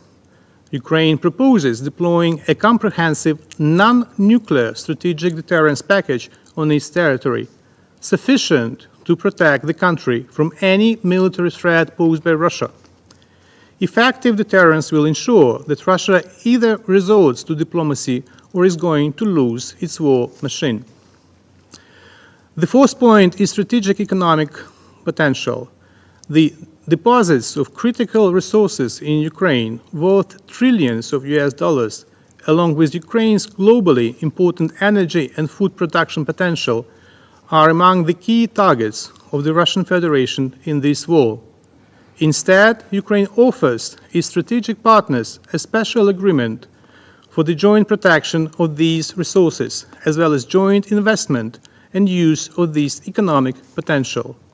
The fifth point is designed for the post-war period. After this war, Ukraine will have one of the most experienced and largest military contingents, which should be used to ensure security in Europe. The victory plan is designed to push Russia towards a just peace rooted in international law.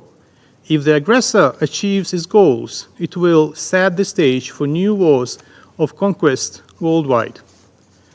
Ukraine is open to diplomacy, but it must be honest diplomacy, grounded in a position of strength. That's the core of our peace formula, to ensure that Ukraine is not forced into unjust compromises. This summer, the first peace summit was held with the support of nearly 100 countries and international organizations. It is a clear path to restoring a just peace based on the UN Charter. Ukraine is preparing for a second peace summit to bring an end to the war. 6 thematic conferences on the peace formula's points have already taken place, and others will be held by the end of October. Based on the outcomes of these conferences, in November, the joint peace framework will be prepared, opening the way for the organization of the second peace summit. The victory plan is a critical step toward this goal. It is the bridge to implementing the peace formula, securing a successful second peace summit, and advancing the cause of honest diplomacy for a comprehensive, just, and lasting peace for Ukraine. I thank you. Je remercie le représentant de l'Ukraine. Je donne à présent la parole à son Excellence M. Stavros Lambrinidis, chef de la délégation de l'Union européenne auprès de l'Organisation des Nations Unies. Thank you, Madam President. I have the honor to speak on behalf of the European Union and its member states. The candidate countries North Macedonia, Montenegro, Ukraine, the Republic of Moldova, Bosnia-Herzegovina, and Georgia, as well as Andorra, Monaco, and San Marino, align themselves with this statement. I would like to thank ASG Yencha from DPPA for yet another sobering briefing. As we approach the 1,000th day mark of Russia's war of aggression, its civilian toll becomes even more deplorable. The Office of the High Commissioner for Human Rights has documented a 45% increase in civilian casualties in June, July, and August compared with the previous 3-month period. A shameful trend that continued into September.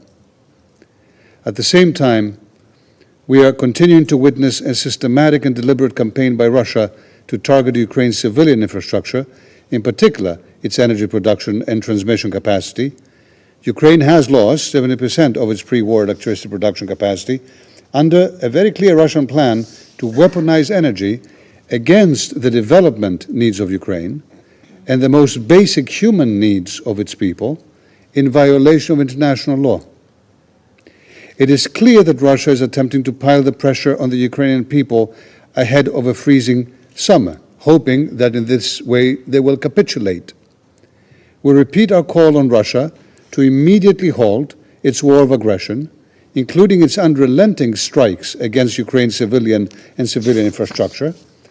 The UN Human Rights Monitoring Mission has assessed that such attacks have been of a widespread and systematic nature, considering the number of regions affected, the high precision of weapons involved, and the scale of harm inflicted on civilians.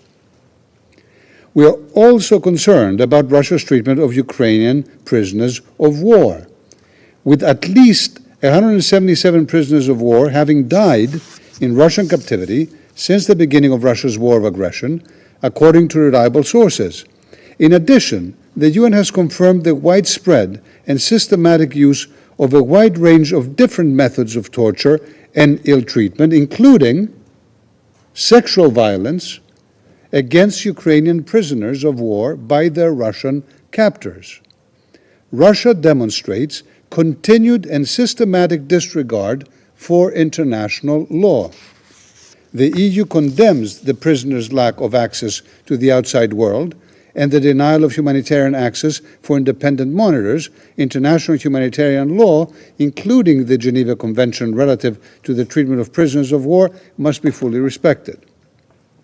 Madam President, Russia's disregard for human life also extends to journalists, as exemplified by the death of Ukrainian journalist Victoria Roshina while in illegal, arbitrary Russian detention. The EU remains deeply concerned about Russia's ongoing harassment, intimidation, and violence against journalists and media workers, covering war zones and front lines, also through the issue of international arrest warrants. Russia is also intensifying its efforts to disrupt the Black Sea corridor with attacks on civilian port infrastructure and civilian vessels in and around Odessa. Ships from Panama, from Palau, from St. Kitts and Nevis, carrying grain for export, have been hit by Russian ballistic missiles. In other words, Russia continues to weaponize food and deliberately undermines global food security.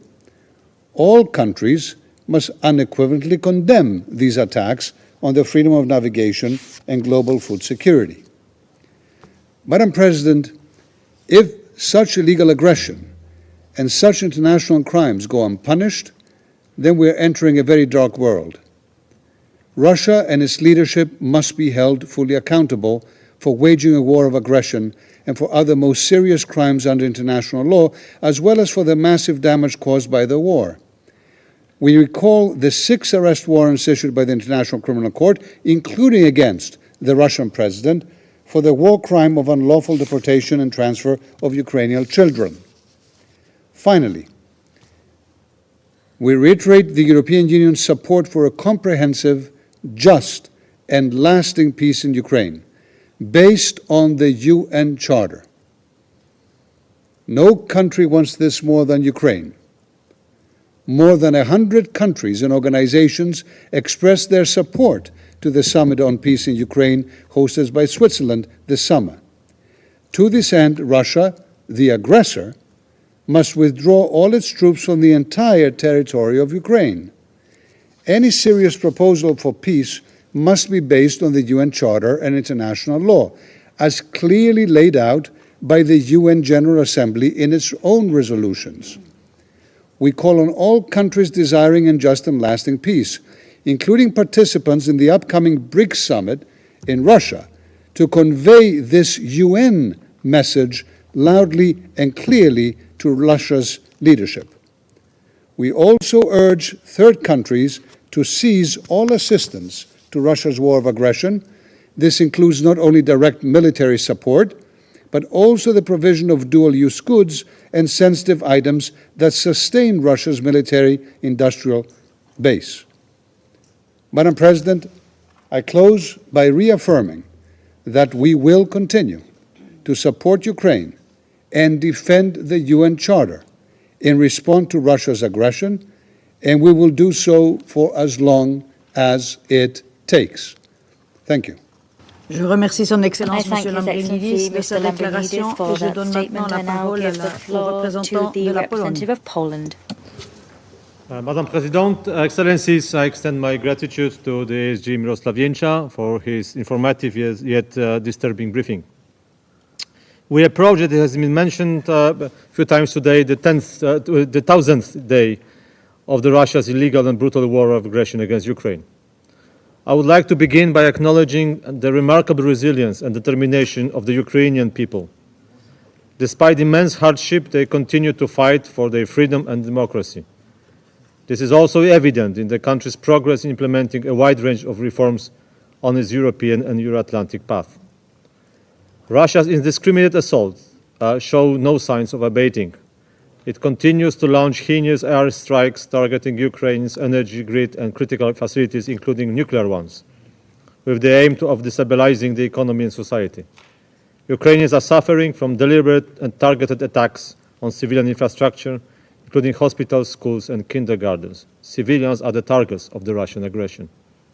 The Kremlin's main goal remains unchanged: to cause widespread power outages and exacerbate the humanitarian crisis during the winter, ultimately aiming to provoke a large humanitarian crisis. Madam President, Poland urges Russia to immediately cease its aggression against Ukraine and stop violating international law, including international humanitarian law and human rights law, and to stop disseminating disinformation, as we also heard today with the false quotations. We are gravely alarmed about the recent agreements and developments of the other states' support for Russia's war efforts in Ukraine and military assistance to the aggressor. We condemn the transfer of weapons to Russia, the belligerent state, in the strongest possible terms. Poland resolutely advocates for accountability for all violations. We endorse the efforts of the UN Independent International Commission of Inquiry on Ukraine, the International Criminal Court, the investigative initiatives led by the European Union and the Council of Europe's work to establish a future compensation mechanism. We support a peace initiative that is firmly grounded in the international law, particularly the UN Charter. Achieving a lasting peace necessitates the rejection of the notion that borders can be altered through the use of force. Any lasting solution must also dismiss Russia's and other proposals, such as the idea of the sphere of influence, which contradicts the fundamental principle of sovereign equality of states. Such a concept is a dangerous and outdated colonial relic that must be rejected. In conclusion, Madam President, Poland reaffirms its unwavering commitment to the Ukrainians' defense of its sovereignty and territorial integrity.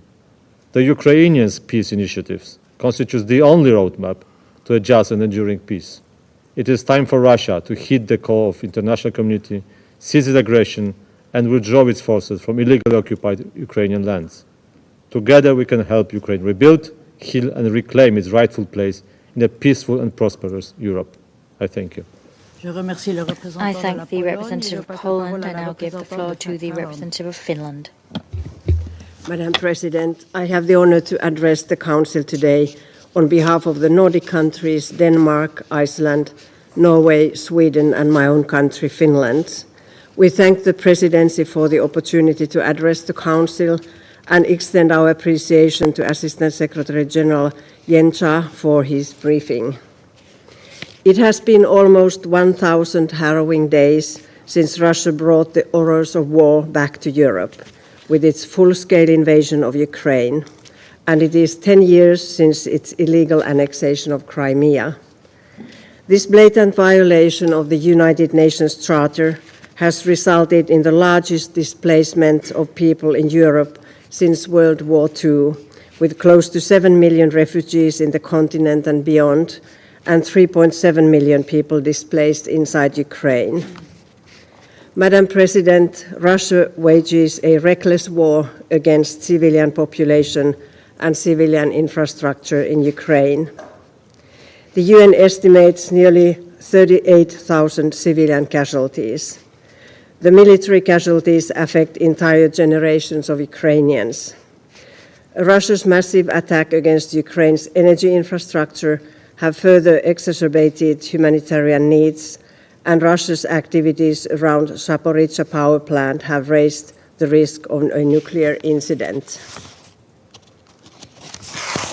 Ukraine has every right to defend its independence and sovereignty against foreign aggression. This inherent right of all nations is enshrined in the United Nations Charter.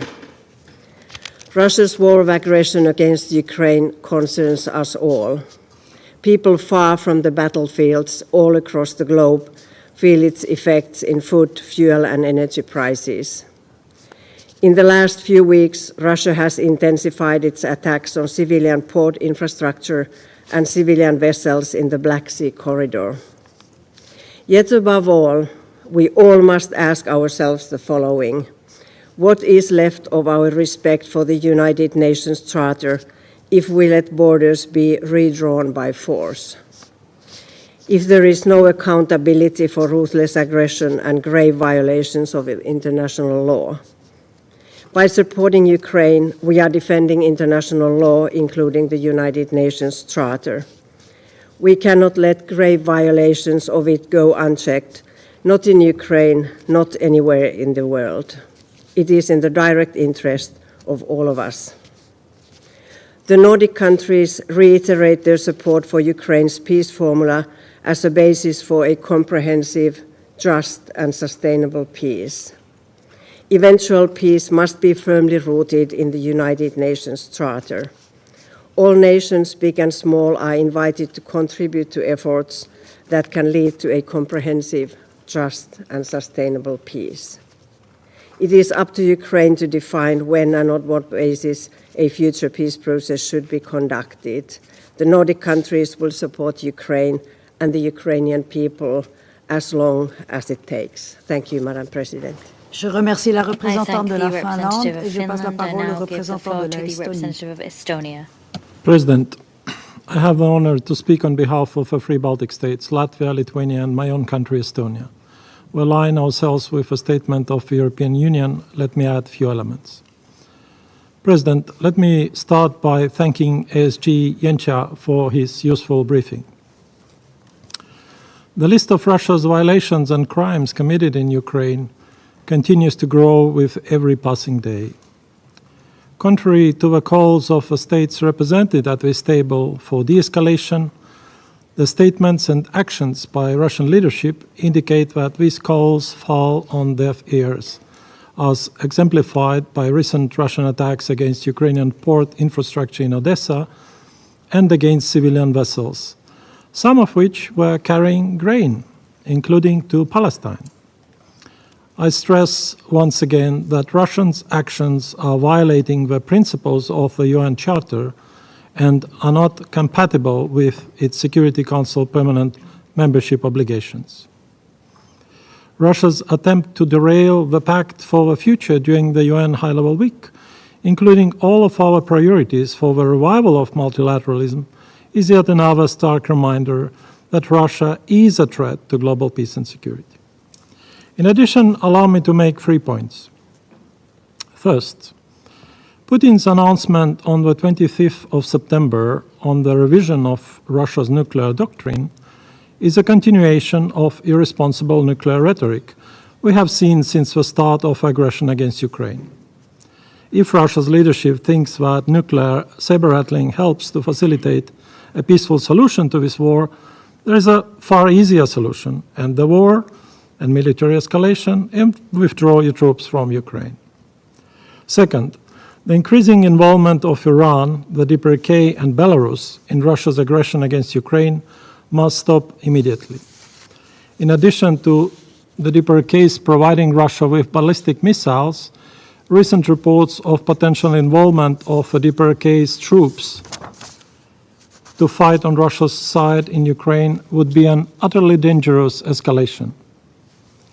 We call on China, as a permanent member of the United Nations Security Council, with a particular responsibility to uphold the purposes and principles of the UN Charter, to support ending Russia's war of aggression, including by ceasing all material and political support to Russia. Thirdly, we condemn the increasing systematic executions of Ukrainian prisoners of war by Russia. Reports indicate that Russia has killed at least 177 Ukrainian prisoners of war since the beginning of Russian invasion.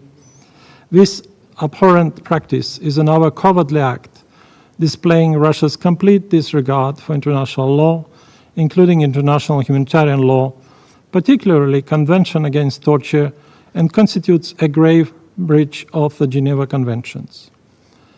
We also call on Russia to immediately free all detained Ukrainian civilians.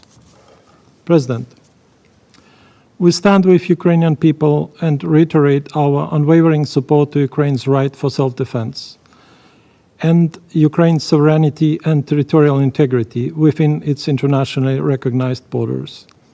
We call upon the UN membership to support Ukraine's peace formula, which is the only viable framework to secure a comprehensive, just, and lasting peace in Ukraine, based